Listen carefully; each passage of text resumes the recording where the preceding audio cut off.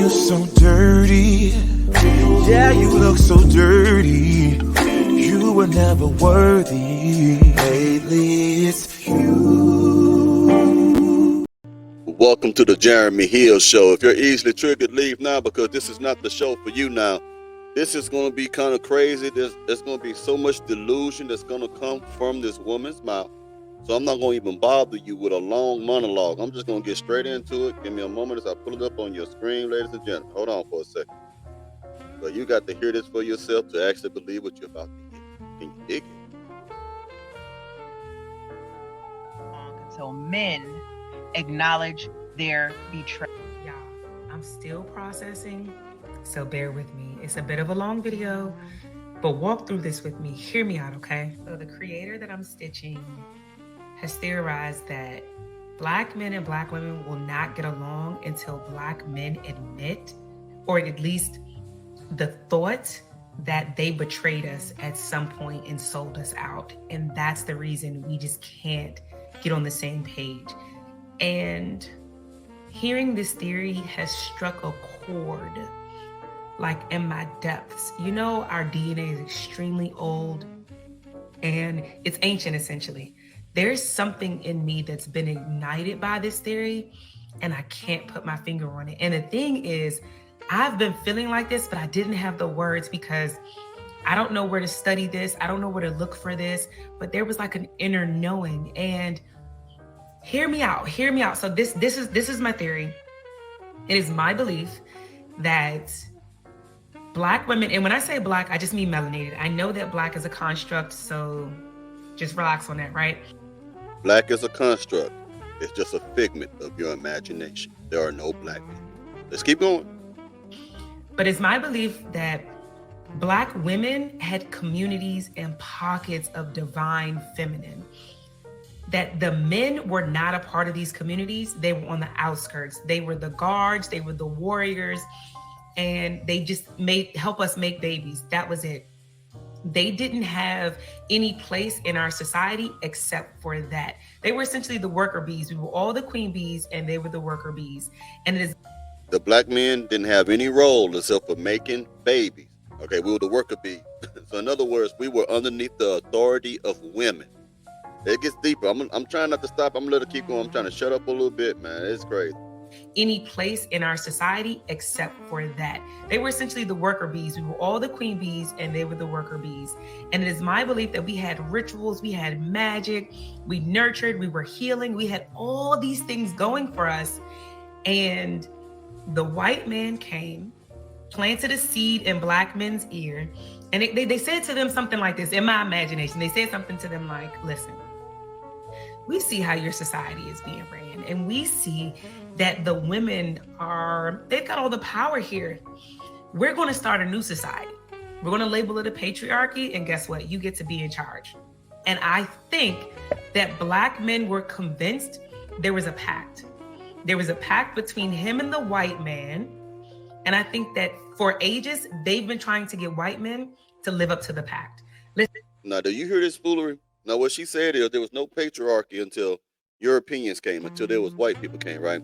So she totally dismissed and overlooked all of the patriarchies that existed in Africa. Whenever there was tribes, the men ran the tribe. The man was the hunter and the gatherer. He was the provider.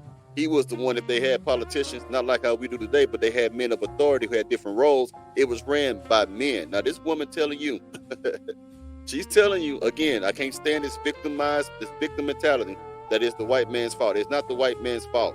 Okay, we're going to keep going. I'm going to get deeper than that. But she wants you to know that we was underneath women in the beginning. And then white gentlemen came along and made a pact. It sounded like a movie.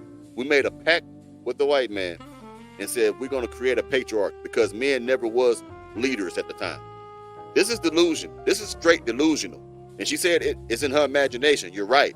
But that imagination is a thought process. And these women are dangerous to our communities because other women would listen to her and believe that. Let's keep going. Listen, let me deconstruct this. So yes, I think that with all of our magic and all of our divineness and our juiciness, the men were like, oh, we want to run a society. We want to be in charge. Now, mind you, I don't think Black men had an issue with the way society was running, our society was running. I don't think they had an issue with it being a matriarch. I think they had no issue with that. I think it was white men planted the seeds and they double-crossed Black men. They got Black men to infiltrate. They got Black men to kind of lower our guards, to let them in and teach them. In turn, they took what we taught them, gave it to the white man. The white man then double-crossed them and made us all slaves. I know this sounds crazy. Let me tell you, I know this sounds crazy. I do. But it just makes so much sense to me. It's like, how could it not? Because if you've disarmed the women, and in turn, you thought you were going to get something out of it, you too have low-key been disarmed. So it's much easier to enslave a disjointed, disconnected people. If Black men and Black women were on the same page, I don't think they could have taken us over. Look at Haiti, look at Colombia, like Cartagena specifically, the Palenque people, like all those people that she just mentioned from different countries, they are underneath a patriarchy. I don't know where she's getting this from. I don't get it. If Black men and Black women were on the same page, I don't think they could have taken us over. Look at Haiti, look at Colombia, like Cartagena specifically, the Palenque people. Like, let's be honest. I feel like when we were like this, there was no way they could infiltrate and then put us in bondage for as long as they did, unless we were sold out and the men were convinced at some point they would get their just due. The civil rights movement, everything was hinged on whiteness. It was never about equality. Now, she just disrespected every man who died for the civil rights movement. She has disrespected every woman that died for the civil rights movement. She has just disrespected those children that was in those churches, and I believe in Birmingham, Alabama, that was bombed. She disrespected all the efforts of the people who brought us where we at today. Okay? If it wasn't for those people, these rights, these civil rights would not exist. Now, I'm more of a Malcolm X type of person because I agree with Malcolm X on a lot of things as far as Black economics, where we should have our own things, meaning that we build up another Black Wall Street. We have Black grocery stores. We have Black hospitals and stuff like that. I'm not saying that in a racist way, but I'm saying that we need to empower our people. The Black people, you look it up yourself, we own half of 1% of wealth in America. So I agree with Brother Minister Farrakhan on some of his views about Black economics, and I also agree with Malcolm X's views on Black economics. I do. But I also agree to an extent with Martin Luther King. What I don't agree to what Martin Luther King did is like, you just sit there peacefully and let these people whoop up on you to get your rights. And that's why I think today that there are certain people who always say respect, not just in the Black community, but in other communities, who always point Black people towards the example of Martin Luther King because he wouldn't hit back. They said, oh, you should just take it on the chin and just sit down and just take it and everything gonna be okay, because we're gonna understand sooner or later that we need to stop doing this to you. That's why I like Malcolm, because Malcolm was like, no, we're gonna fight back and we're gonna take our respect. That's why I am, okay? I'm not racist. They wouldn't either. They was all about trying to build up the Black community. Now, Minister Farrakhan and Malcolm X also would talk about how I talk about how our women act. They would be in agreement with me with a lot of things that I say. Even Martin Luther King. But when she said that right there, she totally disrespected the memories of all those people. And guess what? It wasn't just Black people who was involved with the civil rights movement. It was white people who got along with that. It was different nationalities who went and marched beside Black people to try to get civil rights. So some of them people who were white also went through hardships. Some of them was injured. Some of them was beat up because they wanted to help Black people get civil rights during that era. So when she says stuff like this right here, it is totally disrespectful to the people who died, who bled and cried to get us where we are today. We are standing on the shoulders of those who have come before us. I don't like when people think like this right here. You're not appreciative of people, blood, sweat, and tears. I don't like that. It's the same way how some of you civilian people treat the veterans who went out to Afghanistan or went out to Vietnam as if they ain't worth anything. Like they just went out there and got used and you step all over them. You have no honor. But anyway, let's keep going. It was never about equality, and it was always about whiteness. Black men just wanted whiteness. They just wanted what white men had. So they chase white women. They think white ice is colder. Like, all of these things point to this theory being true. And I know you're like, well, why do black men now not like black women now? This has nothing to do with our forefathers, foremothers. Yes, it does, because our DNA is ancient. Our DNA is ancient. And I think that deep rooted in black women's spirit and our soul and our DNA, we feel the betrayal. And we know that it's out of this world. We're not being betrayed necessarily by the men we see every day, but there's definitely something innate in us that feels very much like, yeah, they sold us out. They sold us out. And right now, there's a divine feminine awakening happening. I literally have a business called Goddess Rising. And the premise behind the business is that I want to educate or re-educate, because I don't feel like any of this stuff is new. I feel like we're remembering. Women are waking up. Black women are waking up, and we're remembering. We're not learning, we're remembering, and we're tapping. Okay, now let's talk about that, right? Let's talk about that right there. You say that we sold you out. No, the family black nuclear structure was strong before 1965. You know what sold us out? You did, when the institution of welfare came in. That's when it happened. When you went on and you start kicking men out the household because Uncle Sam said, we'll pay you, but only if he ain't there. You sell us out every time when you get on government assistance, when you keep having illegitimate children, because you know the government gonna pay you a certain amount of money. You sell us out when you don't want to work and want to get on SNAP benefits and EBT because you don't want to carry your fair share of the workload in the workforce. You sell us out. You sell us out every time you call us Dusties. We've been getting sold out by American black women for the past 50 plus years. That's the problem. And then you can't talk bad about some of these men because you're the one who raised these little boys into the type of men today that you claim to despise. Okay? You're not trying to bring about unity. All you care about is being a baddie and chasing the bag. You're just divisive in your character and your ways of thinking. You're combative. You are adversarial towards men who share your own color. You don't act like a sister to us. You don't act like the so-called black woman to us. You act more like a colonizer.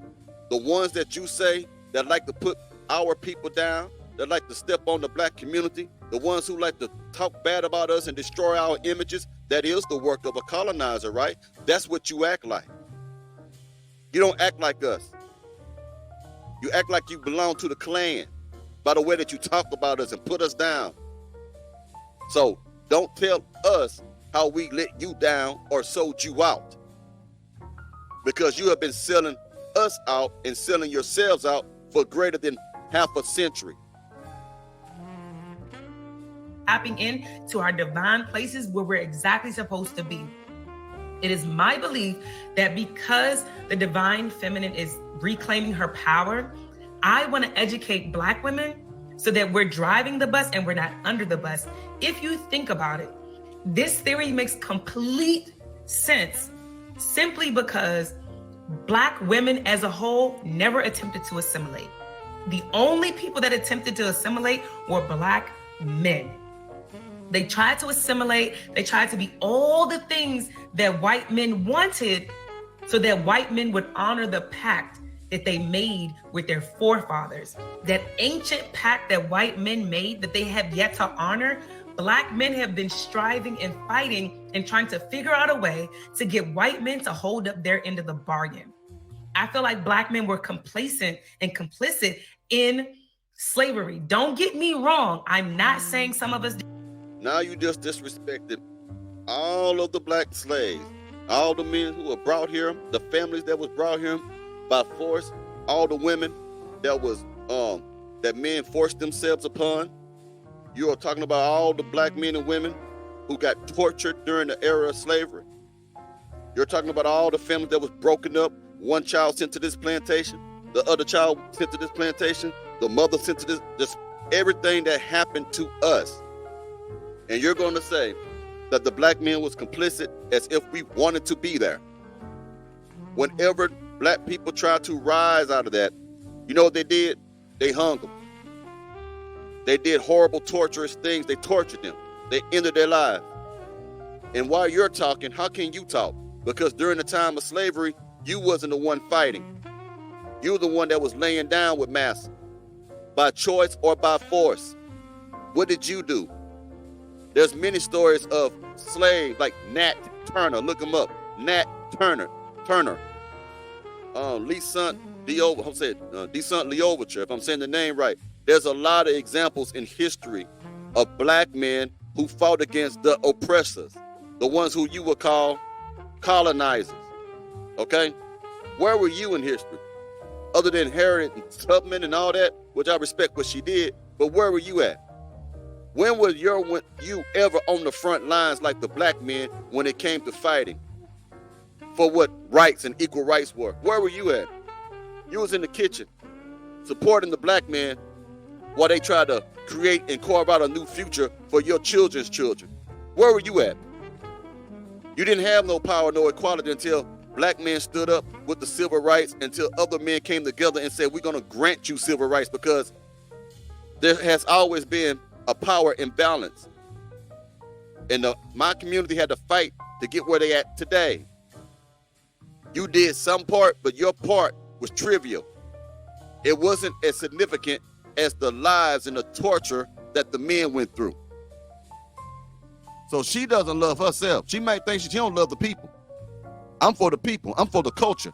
And what you're saying right now is totally against it. Let's keep going, man. Had to get a drink for this one. White men wanted so that white men would honor the pact that they made with their forefathers. That ancient pact that white men made that they have yet to honor, black men have been striving and fighting and trying to figure out a way to get white men to hold up their end of the bargain. I feel like black men were complacent and complicit in slavery. Don't get me wrong. I'm not saying some of us didn't fight. I'm not saying some of us didn't rise up. I'm not saying that. But what I am saying is that we remain disenfranchised because black men have been fighting for something completely different than what black women were fighting for. If you think about it, black women are the culture. Even when everything was snatched from us, even when everything was taken from us, what did we do? We still came up with our own vernacular. We came up with our own styles, our own nails. Everything about us has remained the original and an originated form. Now, how do coming up with nails and having your hairstyle did a certain type of way have anything to do with defeating oppression? It's custom. What you're talking about is what is customary or cultural within black communities. You can still have a culture and still be slaves. The men and women who were slaves back then, they had their own culture. They had their own way of cooking. They had their own way of talking. They had their own way of doing this and that. They had their own culture, but guess what? They were still slaves. So tell me, culture does not defeat oppression, okay? That culture didn't do nothing for us. It's just something that we like. Every ethnic group has their own culture. But even though we have culture like what you're describing, we are still fighting at the ballot box. We are still trying to change the policies. We are still demanding prison reform. We are still asking for reparations. We are still doing all of these things I've just mentioned while we still have culture. Why are you painting your nails? Why are you putting on them fake eyelashes? Why are you putting on them pink wigs, red wigs, green wigs, blue wigs? Why are you doing all your cultural things? We are still in the struggle, and we are still struggling, and we are still fighting for change. So you tell me, what does any of those things when it comes to culture have to do with being free? Absolutely nothing. Tell me how culture has anything to do with economics, especially black economics. Absolutely nothing. Tell me what culture has to do with anything when it comes to medicine, having cheaper or free health care. Absolutely nothing. So you have a mute point. And also let me say, I meant to say Toussaint L'Ouverture. That's what I meant to say. With Nat Turner and also Marcus Garvey. That's who I was trying to talk about men who rose against oppression. Where were you at? Painting your toenails? Getting weave in your head? Getting cornrows? Well, I mean, tell me, how did you contribute? That's the reason we're so highly imitated and they try to duplicate us. That's the reason they try to disregard and disrespect us, because if they keep us low enough, then we'll never, ever, ever recognize our power. Because if we recognize our power, then Black men, the men in general, have to admit they were wrong and they fucked us over. And y'all, I know this sounds crazy. I do. And the reason that I keep saying that is because it sounds crazy to me too, because I'm not a scholar. I don't have like a degree in theology or anything like that that might even make any of this true. I'm not a historian. I'm not any of those things. Obviously. But there's truly something about this. It's really striking a chord. It really feels familiar. This doesn't feel like a foreign concept. This doesn't feel like a conspiracy. This feels like truth. Like my gut is burning with truth is what it feels like. Your gut is not burning with truth. Your gut is probably burning with gonorrhea. Because let's be honest, according to the statistics, the American Black women lead in the highest cases of STDs. They lead in the highest cases of obesity. They lead in the highest cases of children out of wedlock. So where is this truth that's going to change that?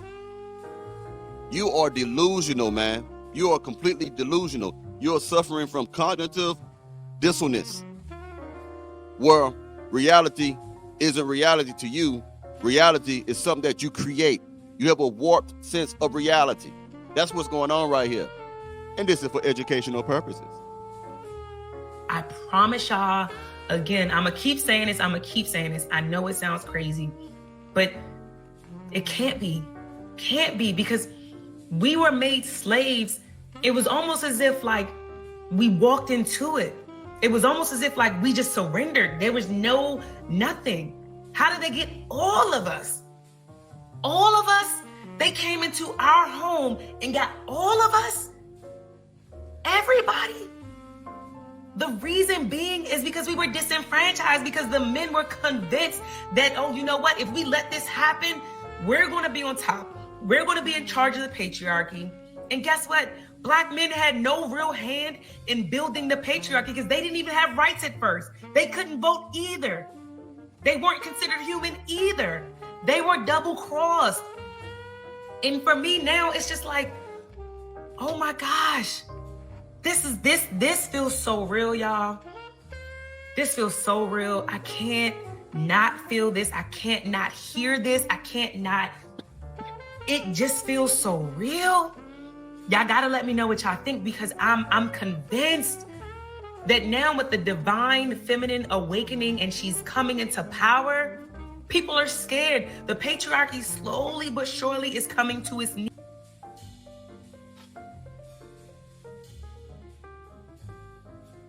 Woo! All right, I had a man, boy, y'all understand how this that drink helped me when I hear some of these. It'd be so unbelievable, man. It'd be so freaking crazy. Let me tell you something, man. Musty back Heffas. Okay, check it out. Sometimes we can identify musty back heifer by their appearance. They can have a red wig, green wig, blue wig, long eyelashes, long fingernails. We can look at that and say, hey, that's a musty back heifer. But there are some women who don't look like that, but have the mentality of the musty back heifer. See, she didn't look too much like what I just described right then, right? But I said that to say this. Gentlemen, musty back heifers are well disguised. Sometimes you don't know if you're dealing with a musty back heifer or not until she gets musty with you. I like that. I'm gonna use that in another video. You don't know sometimes when you're dealing with a musty back heifer until she gets musty with you. And I said what I said. Y'all take it easy now, you hear? And be safe.